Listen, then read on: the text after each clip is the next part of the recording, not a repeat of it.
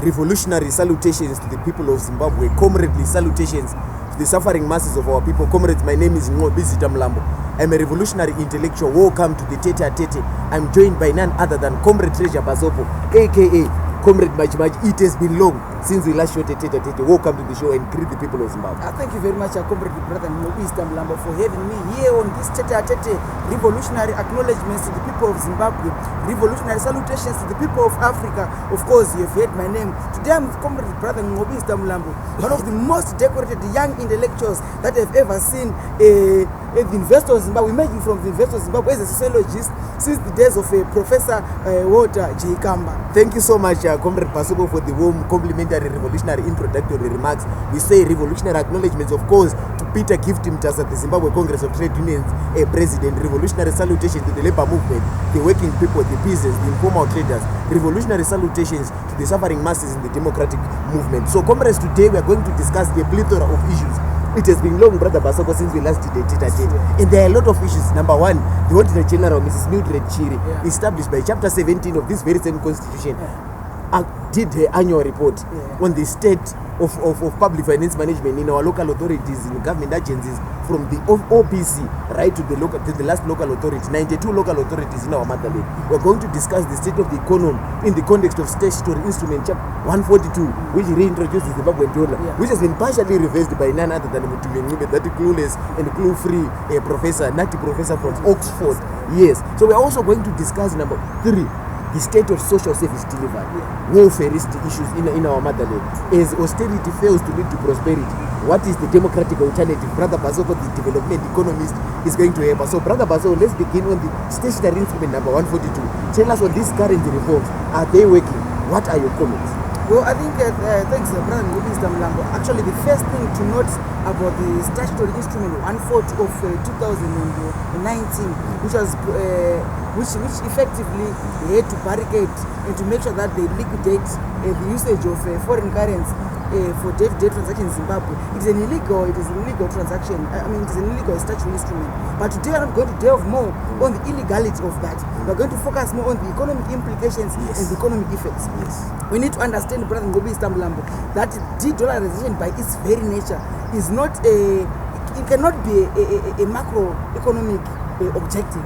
It's a gradual process that speaks to an economy which is stabilizing, that speaks to an economy which is slowly gaining confidence by the people. And also that statutory instrument 142, remember that in a proper democratic developmental state, the state must make use of its autonomy to make sure that it consults the people before making critical decisions like repealing of a currency.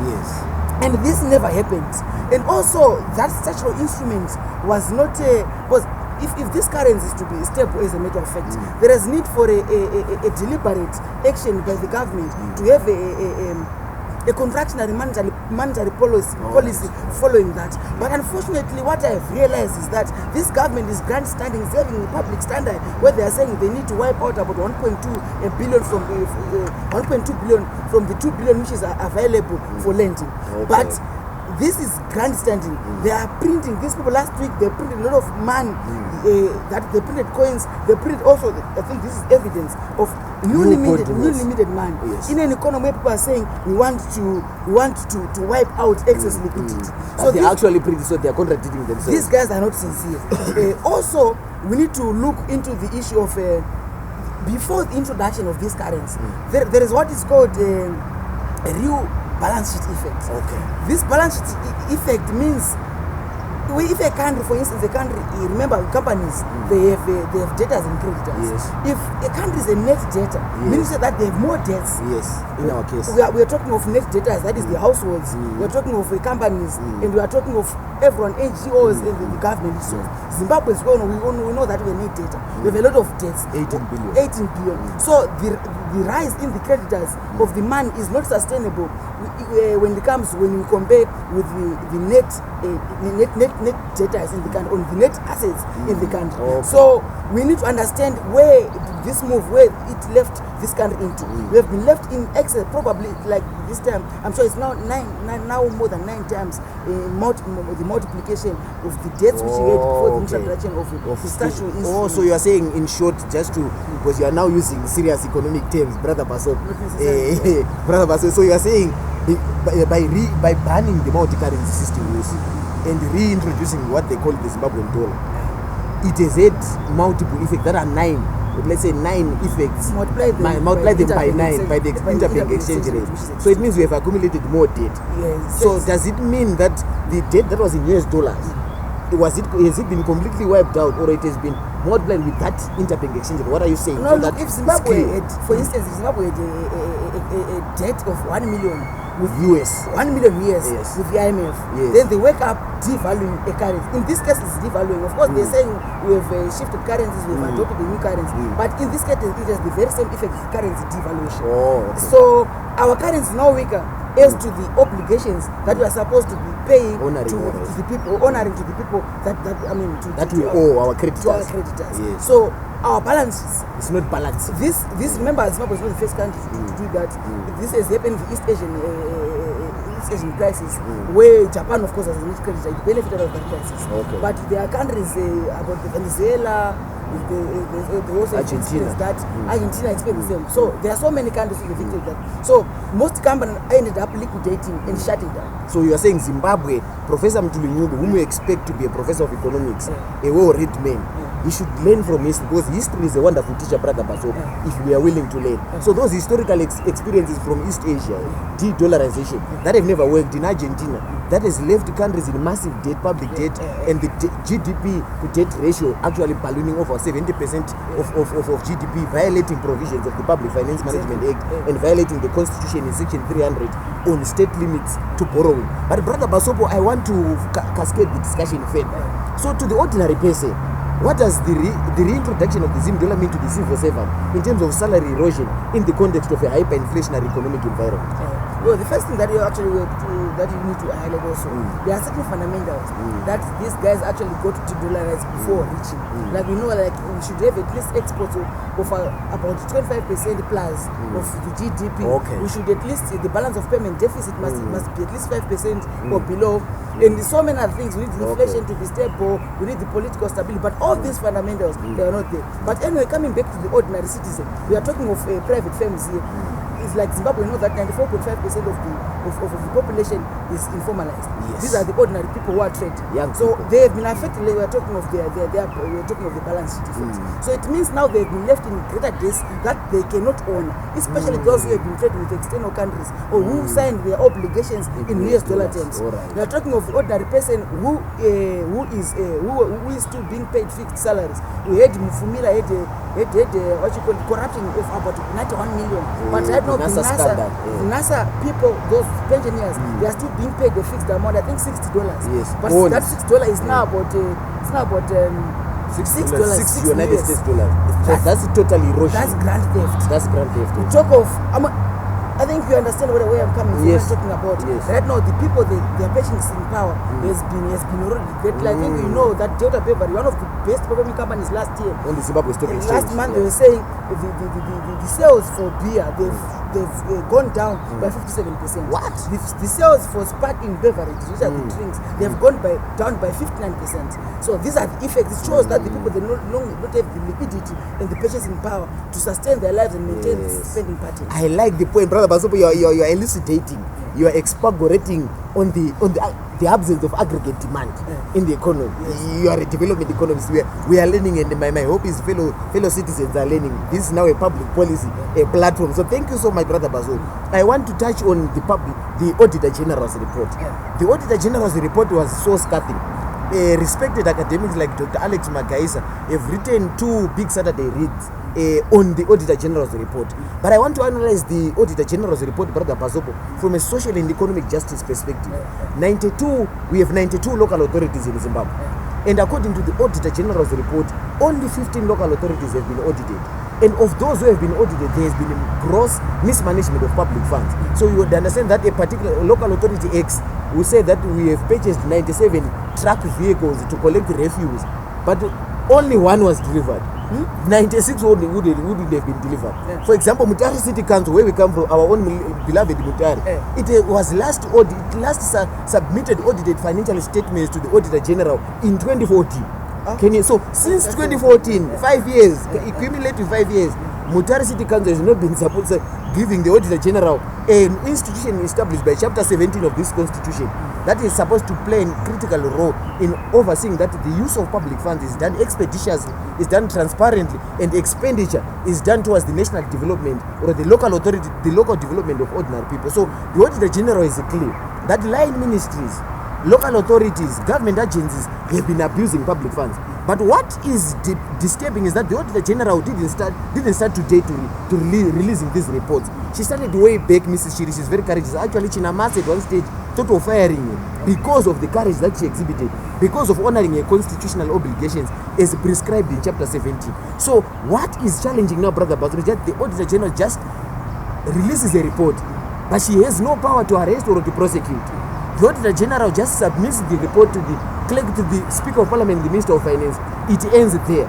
What we want is that there should be a constitutional bill to amend this constitution and give the Auditor General the necessary to look at the Auditor General in South Africa, the public protector in South Africa. The public protector is so powerful. Hence the inquiry into Zuma and the subsequent removal of Zuma. Even now, Busisiwe, the old advocate Busisiwe in South Africa, the public protector is actually releasing scathing reports on the Bosisa report on Ramaphosa in this campaign, the CR17 campaign. So we want our Auditor General to be strengthened. Number two, let's link or twin the Auditor General's office with the Zimbabwe Anti-Corruption Commission.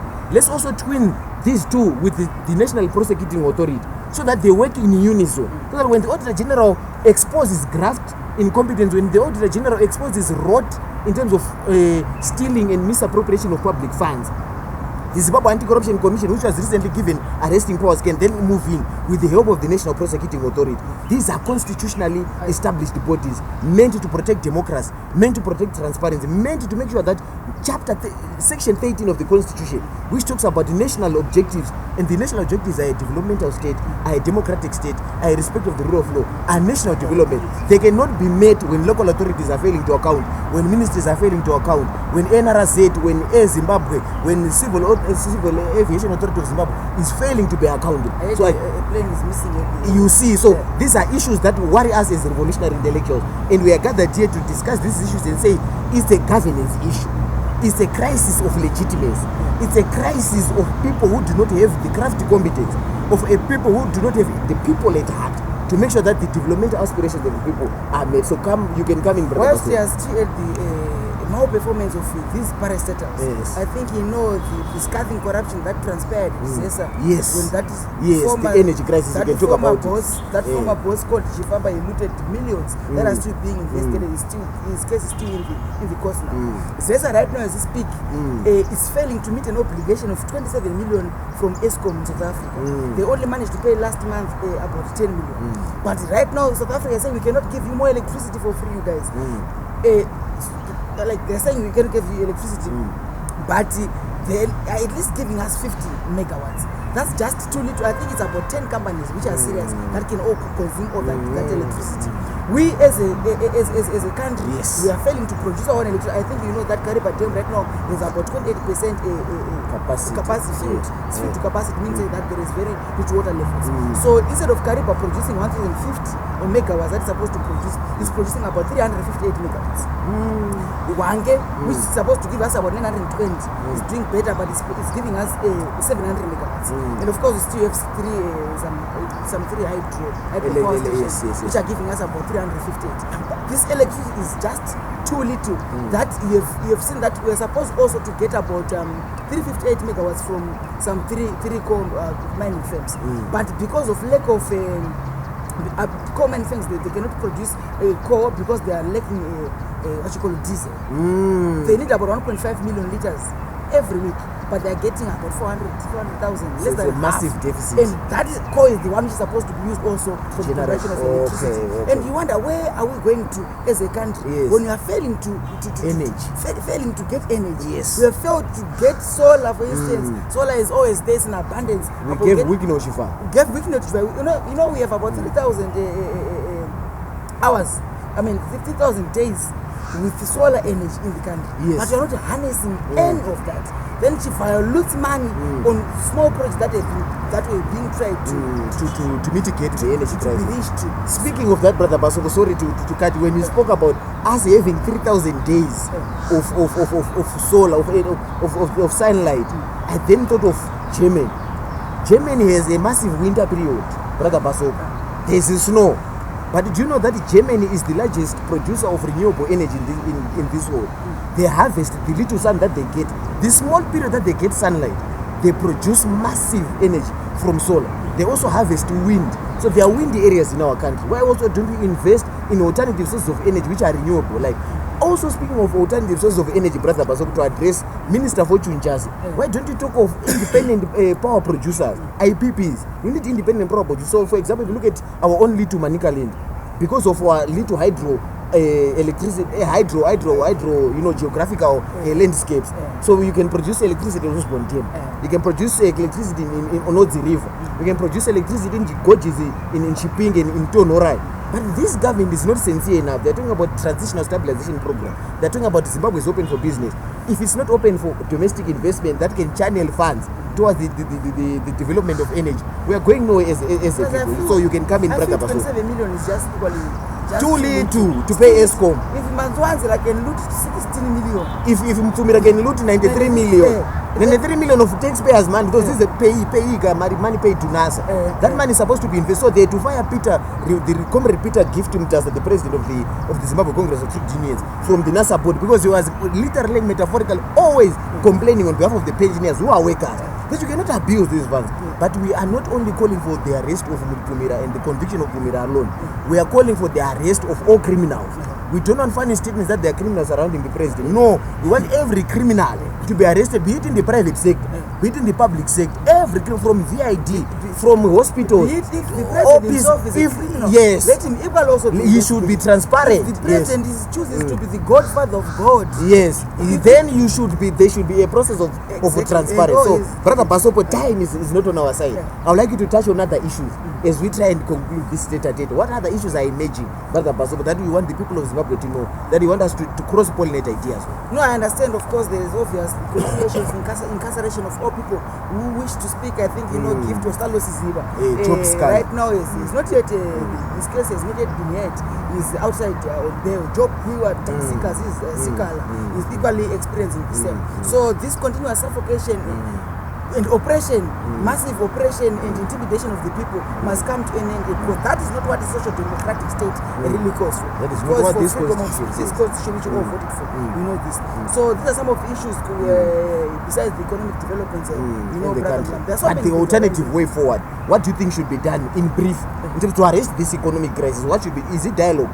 Is it a social revolution? What should be the strategic alternative that the people of Zimbabwe, led by young people, should be willing to do? What should the democratic opposition do? What should the peasants do? What should the social movements do? No, we cannot continue to be prisoners in our country.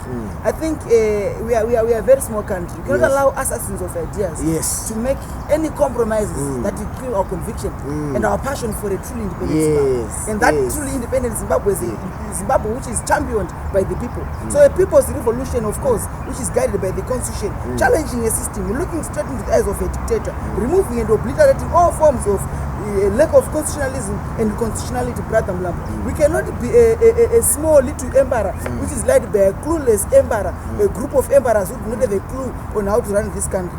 Zimbabwe is not a Pluto-Mopoka aristocracy. This is a serious constitutional democracy, and that must be respected. So the people must speak, the people must not be afraid, the people must not be intimidated. Look, go to Hong Kong. Right now citizens are challenging this system. In Sudan, in Algeria, in Tunisia, it has happened. Brother Basopo, I like the revolutionary that you are now talking about, guided by section 59 of the Constitution of Zimbabwe. But I want to tell the people of Zimbabwe that this Constitution, I would like, because I'm now concluding the tete'a, Brother Basopo, I will be guided by this Constitution. The preamble of this, I will read it. I will try to be fast in the interest of time.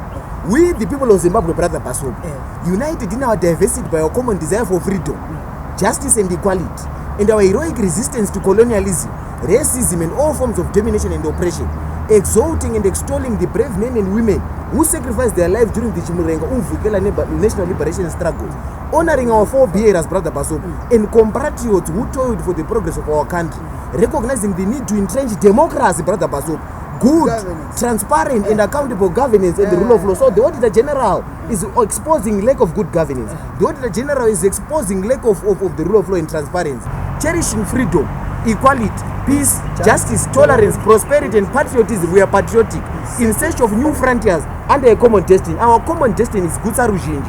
Our common destiny is a modern democratic developmental state, acknowledging the supremacy of Almighty God, of course, in whose our future lies, in whose hands our future lies, resolved by the tenets of this constitution to commit ourselves to build a united, just and prosperous nation, Brother Basopo, founded on values of transparency, equality, freedom, fairness, honest and the dignity of hard work. So Chivaya is not a proponent of hard work. So Mufumira is not a proponent of hard work. So Mandwanzira is not a proponent of hard work. So everyone stealing at Zesta is not a proponent of hard work. Ministers who are not paying electricity, they are not proponents of hard work. Everyone stealing from the public is not a proponent of hard work. This is not in line with the constitution. And imploring the guidance and support of Almighty God, hereby make this constitution and commit ourselves to it as the fundamental law of our beloved land. Long live Zimbabwe. Long live Comrade Treasure Basopo, aka Comrade Majmaj. Long live the struggles of the working poor led by the Zimbabwe Congress of Trade Unions. Long live the fight for an egalitarian Zimbabwe. Long live to this very same constitution, Brother Basopo. Long live to the gems who made us proud in England, despite the fact that ministers were on holiday receiving 1,000 United States of America dollars as per diems on a day, when our gems were not given breakfast at the hotel they were staying, when our gems were not being given lunch and dinner. But our gems proved patriotism is exposed in this preamble of this constitution. Long list for our gems. We are saying the private sector, you should also invest in sports like netball. We are saying government, you should also invest in sports like netball. We are saying Abasha to the Sports and Recreation Commission and this government for interfering in the management of cricket in this country, which has seen our Zimbabwe cricket being suspended by the International Cricket Council. Kirsty Coventry tweeted on Twitter that there was no government interference. SRC is a commission that is established by this constitution and it is appointed by you, minister, and obviously working in liaison with the president. So it means there was government interference. So we are saying there needs to be genuine democracy, guided not by the preamble of this constitution. Yes. Brother Basopo, your final parting shows as we prepare to and conclude. I'm very much impressed by this constitution. Yes. From Nqobizitha Mlambo. I am a constitutionalist politician. I believe in constitution, and this is what we should always abide by. Yes. To the people of Zimbabwe, thank you very much for listening to this tete'a. Of course, we are in difficult times. The moment in which we are in is a very difficult moment, but let's keep on keeping on. Let's continue pushing. The struggle in this country is our struggle. Zimbabwe Faradesa, Moi comrades Moi, Muka Zimbabwe, Vuka Zimbabwe, Maibuya Zimbabwe, Aluta continue Moi. Revolutionary happy birthday to the economic freedom fighters led by Commander-in-Chief Julius Malema. You turned 60 years on Saturday. I say long live to the economic emancipation movement, not only in South Africa but in the entire African continent. We now have EFF Zimbabwe, we now have EFF Namibia, we now have EFF Cameroon, we now have EFF Nigeria, we now have EFF Liberia. It shows that Julius Malema has ceased to be a human being. Julius Malema is now an idea, a phenomenon. Yes. Economic emancipation from monopoly capitalism is a reality. Long live Mr. Quintin Rose. Long live the suffering mass of our people. Long live Julius Malema. Long live Aluta Contra Aluta. Long live Comrade Floyd Nyiko Chivambu, that is third leader. Aluta Contra K. Thank you very much, Brother Basopo. Moi comrades, moi.